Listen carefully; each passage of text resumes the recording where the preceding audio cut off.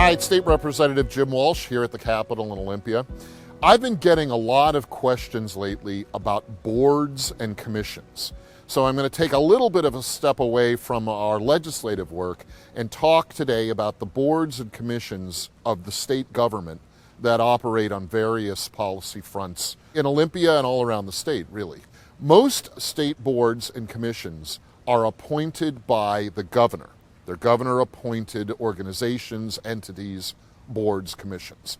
A few have a different kind of governance structure. In some cases, the members are selected by the caucuses in Olympia. In some cases, members are selected by stakeholders and individuals and companies in a particular field.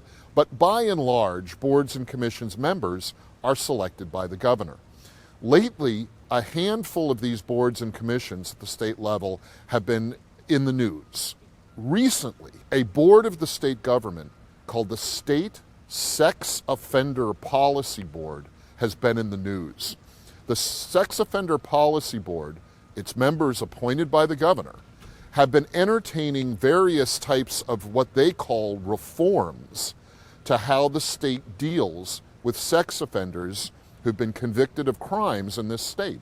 The main government activity that this board oversees is the sex offender registry that the state runs. And this sex offender registry is available to the public. People can see where registered sex offenders are, where they live, where they work, all around the state. Now, the sex offender registry has become somewhat controversial, as some believe that it should be done away with entirely.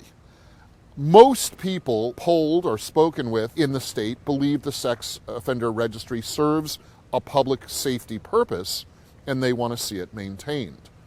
The Sex Offender Policy Board entertained this discussion and has had on its agenda to consider whether to get rid of the sex registry or limit its accessibility, make it not available to the public, perhaps limit it to law enforcement agencies and others. This is just a discussion at the board level, but it has stirred a great deal of controversy, particularly from victim rights advocates who feel very strongly that the registry needs to remain available to the general public. Now, this controversy around the Sex Offender Policy Board really is just the latest episode in a series of controversies involving boards and commissions. Other boards and commissions that have been involved in controversial activity include the State Building Code Council, its members also appointed by the governor, which has attempted to implement a ban on natural gas in new buildings going forward.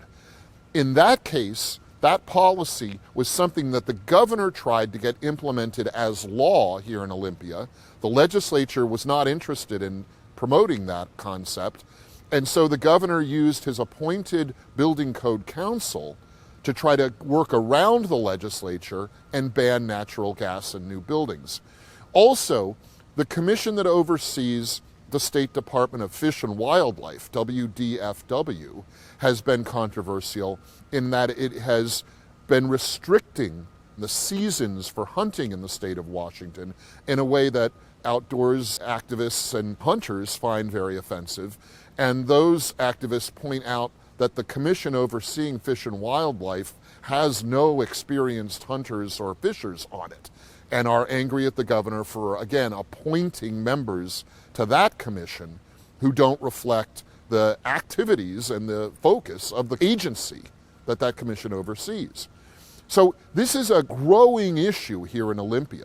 The role of these boards and commissions, most appointed by the governor, that in some cases are trying to make policy that really should be the realm of the legislature. In our three-branch government, the legislature makes policy. The executive branch, the governor and his boards and commissions, implement the policy that the legislature makes. And of course, the judicial branch, the judges, act as a sort of referee, deciding when a policy has been properly made and when not. The feeling here in Olympia that's growing is that the use of boards and commissions by the current governor is throwing that separation of responsibility out of balance. There'll be more to talk about this going forward, but I felt it was important to address this role of boards and commissions in state government and policy for right now. We'll have more to talk about soon. In the meantime, enjoy your fall, and I'll talk to you again in a bit.